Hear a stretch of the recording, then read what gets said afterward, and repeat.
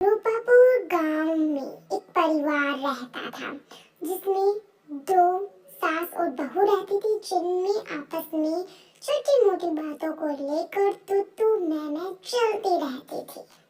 एक दिन रूपा जब ऑफिस से घर के अंदर आ रही होती है तो उसकी सासू माँ कहती है, आ गई तुम। आज तो मैं खुद ही चाय बनाकर पी रही हूँ क्योंकि तुमने ऑफिस से आने में बहुत ही ज्यादा लेट कर। हाँ, आज ऑफिस में बहुत ही ज्यादा काम था इसलिए मैं लेट आई हूँ और मेरा सर भी बहुत ज्यादा दुख रहा है माँ जी। आज मैं कोई भी काम नहीं कर सकती हूँ, इसलिए मैं बस सोने जा रही हूँ। घर का जो सारा काम है आप ही संभाल लेना, मुझसे अब कुछ भी नहीं हो। ऐसा कहकर रूपा घर के अंदर अपने कमरे में सोने के लिए चली जाती है। कैसी बहू है ये, कुछ भी काम नहीं करती है, हमेशा नकटी बनी रहती है, बहाने बनाती रहती है। ऐसा कहकर रूपा की सास घर के कामों में लग जाती है और घर का सारा काम खुद ही करती है, क्योंकि रूपा कामचोर बहू है इसलिए हमेशा बहाना बनाती रहती है।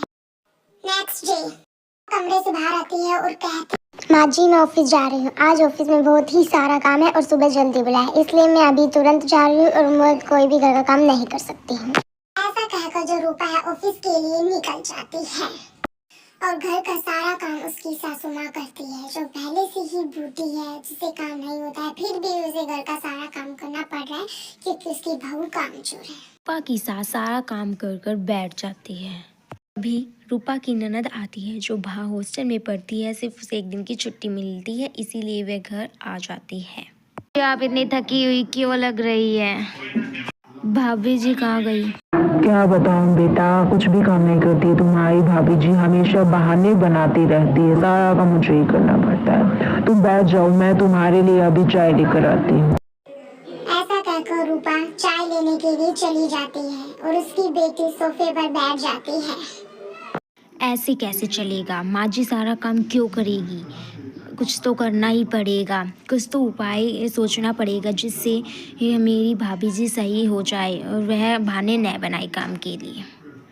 रूपा के दिमाग में एक आइडिया आया और उसने यह उपाय अपनी माँ जी को बताया कि उसे क्या करना है। उपाय बताकर रूपा की ननद वापस चली जाती है।